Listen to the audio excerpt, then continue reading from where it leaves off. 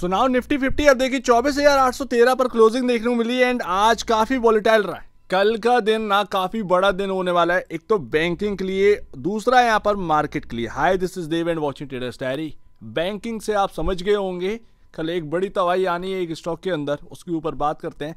But market यहाँ पर ना कल काफी कुछ हो सकता है इस मार्केट। एंड वीराना कह रहा है ना कि यूएस से डरने वाली ज्यादा बात नहीं है। आप देखेंगे अभी कामकाज कैसा कर रहा है भाई। हमारे मार्केट आज वॉलेटाइल रहे, यूएस के मार्केट भी वॉलेटाइल है। कल मैंने आपसे कहा था एक इंपॉर्टेंट लेवल पर क्लोजिंग हुई है एंड वहां से बार बार थोड़ा सा नीचे आ रहा है डाउ, तो बस उतना ही यहाँ पर है। लेकिन मैं आपको बता दूं, अगर यहाँ पर आप देखें तो थोड़ा सा अगर और गिरावट बढ़ी यहाँ पर, तो ये आपका ऑलमोस्ट 1000 पॉइंट का यहाँ पर गिरावट हो सकती है डाउ के अंदर, लमसम 2% के आसपास। अब तुम बोलोगे ऐसा क्यों, तो भाई ये आपके सामने है, ये इंपॉर्टेंट लेवल यहीं पर आकर रुका हुआ है डाउ।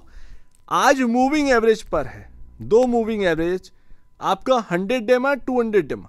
अगर आज बात बन गई तो ठीक है, अदरवाइज यहां से फिसले तो ये एक छोटा सा गैप है, ये आपका खत्म होता है 41,400 के आसपास। तो वो यहां से अगर आप देखें काउंट करोगे तो 1000 पॉइंट नेगेटिव का यहां पर फॉल देखने को मिलता है, ठीक है ना, वो गैप फिल होने के लिए। उसके बाद ज्यादा क्या गिरावट लगती है नहीं, ये ट्रेंड लाइन कहां ले जाओगे, ठीक है ना, तो वो ट्रेंड लाइन आपको सपोर्ट देगी ना, तो वो सीधी सी बात है। अब जाहिर सी बात है एक इंपॉर्टेंट एरिया है, मैं ऑलरेडी आपको बता चुका हूं, इसको क्रॉस किया तो फिर ऑल टाइम आई की तरफ डाउ, तो वो यहां पर अटक रहा है उस जगह पर। निफ्टी भी थोड़ा सा अटका। अब बैंकिंग पर आने से पहले रिलायंस अपना फूफा के ऊपर बात कर लेते हैं। प्योर टेक्निकल बेस्ड स्टॉक है, प्योर टेक्निकल बेस्ड।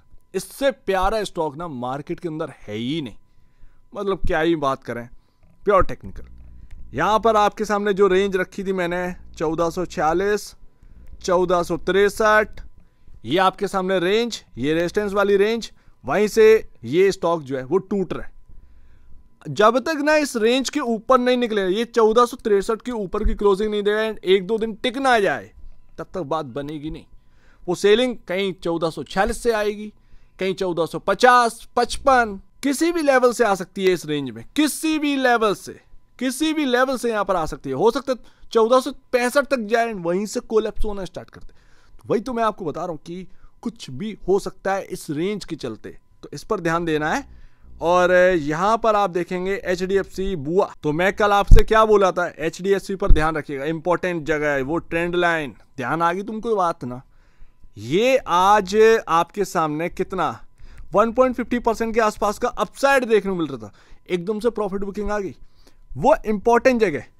ऐसा लग रहा है कि HDFC बैंक शायद ये ट्रेंड लाइन तोड़ सकता है, इसीलिए मैं कल कह रहा हूं कि कल शायद इस मार्केट के अंदर आपको काफी वॉलेटिलिटी और कुछ बड़ा होते देखने को मिल सकता है। हो सकता है HDFC भी इंपॉर्टेंट जगह पर है, रिलायंस भी इंपॉर्टेंट जगह पर है, बात वहीं आकर रुक रही है। और एक तो बैंकिंग में कल यहां पर ना दिक्कत आने वाली है, तो वो कुछ भी यहां पर कल हो सकता है। कल बुद्धि दौड़ाना, कल अपन जो बात करके गए वो आज सारी बातें सही हुई, आज जो बात कर रहे हैं उम्मीद है कल वो सारी बातें सही होंगी। अब आ जाओ इंडसइंड बैंक के ऊपर, ये तो यस बैंक बनने की तरफ है। क्या कर सकते हैं, ऐसा कहना पड़ रहा है, कहना नहीं चाहिए, कहना पड़ रहा। आज लॉस देखा आपने, मार्केट अनुमान लगा रहा था 250 करोड़ का लॉस, 10 गुना यहां पर लॉस आ गया। इतना बड़ा लॉस यहां पर जो है ना इंडसइंड बैंक ने रख दिया। क्या होगा, ये बहुत ना समस्या वाली बात आ गई इंडसइंड बैंक के अंदर। अब कल यही तो बैंकिंग को यहां पर देखना है, कल क्या होने वाला है। क्या लग रहा है कि कल ये 10% की गिरावट में ही समझ जाएगा, पता नहीं कल क्या होने वाला है इसके अंदर। मतलब चीजें काफी ज्यादा खराब है, बहुत वीकेंड है, बहुत सारी चीजें यहां पर खराब हो चुकी हैं, खबरों पर खबरें और फ्रॉड पर फ्रॉड चीजें आ रही हैं। कुछ अच्छी चीजें भी हैं कि CEO का यहाँ पर ना उन्होंने ढूंढना स्टार्ट कर दिया है, अलग बात, बट बैंक की जो साख है वो बिगड़ गई। जो एक रेपुटेशन है जो है रहती है वो बहुत खराब हो गई, तो वो पता नहीं कल क्या होने वाला है, बट कल ये बैंकिंग पर बहुत बड़ा इंपैक्ट डालेगा, ये तो बात क्लियर है। अब लोग चिल्लाने मत लगना कि इंडसइंड बैंक से पैसा निकलकर ICICI और HDFC में जाएगा, अरे कहने की बात है, ये सब मूव लाए जाते हैं। आईसीआईसीआई और एचडीएफसी हाई वेटेज स्टॉक है, आप जानते ही हैं मार्केट को मूव कराने में इनका सहारा लिया जाता है, उसके बाद पैसा छीन लिया जाता है यहाँ से। उम्मीद है इंडसइंड बैंक को अभी कुछ ही देर में कवर करूंगा, अगर कर पाया तो, सीधी सी बात है। एंड लास्ट भाई, यहां पर क्या होना है, कल मैंने आपसे एक बात कही थी कि चलना है तो यहीं से चलेगा, अदरवाइज यहां से बहुत बुरी तरीके से टूटेगा। अब आज भी सेलिंग आ गई, कल तो सेलिंग थी, आज भी सेलिंग आ गई। ऐसा लग रहा है कि निफ्टी रुक नहीं पा रहा है, कल कुछ बड़ा होना है, या तो 400-800 पॉइंट या तो गया, या फिर यहां से चलना है। चलने का रीजन मुझे समझ में नहीं आ रहा। एक तरफ बैंकिंग शायद कल सपोर्ट ना करे, उम्मीद तो यही लग रही है पूरी, होने के लिए कुछ भी हो सकता है। तो मैं यहां पर बस यही देखूंगा बॉस कि मार्केट में सेलिंग भी है, सब कुछ है। कल 5 मिनट की कैंडल पर मेरे को क्या देखने को मिलता है, मैंने कल इसीलिए आपसे कहा था कि इंपॉर्टेंट जगह पर क्लोजिंग हुई है।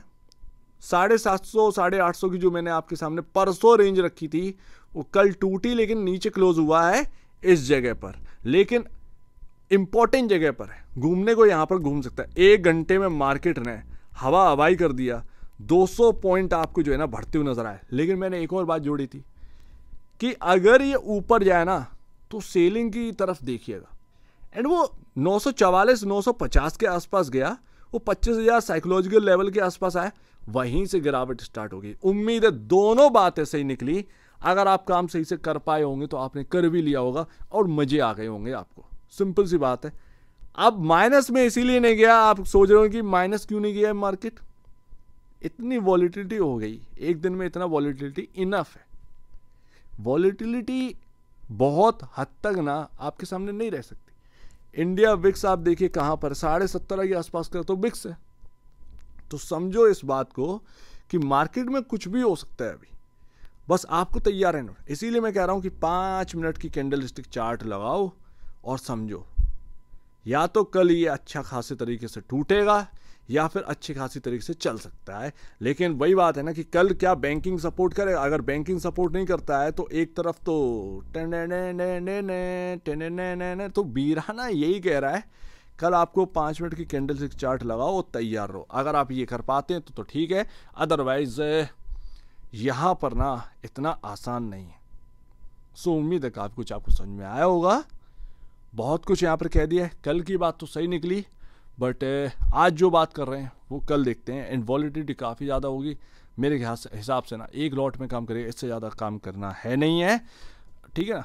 उल्लू मत बनो, सही से काम करो, ज़्यादा बेहतर, दिमाग खोल कर काम करो। इसलिए मैं कह रहा हूँ कि 5 मिनट की कैंडल चार्ट रखिए और काम करिए, क्योंकि अगर ये आपका इस रेंज से नीचे जाना स्टार्ट किया तो फिर ये ना बस ये एक तय हो जानी है ठीक है ना। तो वो सीधी सी बात है।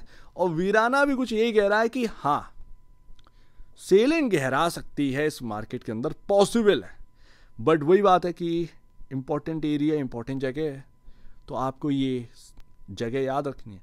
670 680 से घूमे आज हम लोग दोबारा, उसको ध्यान में रखते हुए सारी चीज़ें करनी है। कल काफ़ी घुमाओ मार्केट होगा, जो ट्रेड कर सकता है सही तरीके से वही करिएगा। अगर आप ट्रेड नहीं करना जानते, दूर रहो, एक लॉट में काम करो, इससे ज़्यादा नहीं। कल काफ़ी घुमाओ मार्केट होने वाला है। सो उम्मीद है काफ़ी कुछ आपको समझ में आया होगा, कुछ पॉइंट वगैरह मिले। मैंने ऐसा कुछ कहा नहीं है कि आपको कुछ बहुत बड़ा पॉइंट मिले, बस मैं आपको अलर्ट कर रहा हूँ। कल अपना जो है वो लेवल पता थे, आज जो है ना वो कल वॉलिटिलिटी काफ़ी ज़्यादा हो गई, इंडसइंड बैंक का एक इम्पैक्ट भी रहेगा, तो सारी चीज़ें एक साथ चल रही होंगी। उसमें तुमको ना 5 मिनट की कैंडलस्टिक चार्ट ही मदद कर सकता है, मैं या कोई भी आकर आपका हेल्प नहीं कर सकता है। उम्मीद है काफ़ी कुछ आपको समझ में आया होगा। अब वीडियो देखने बहुत धन्यवाद दोस्तों।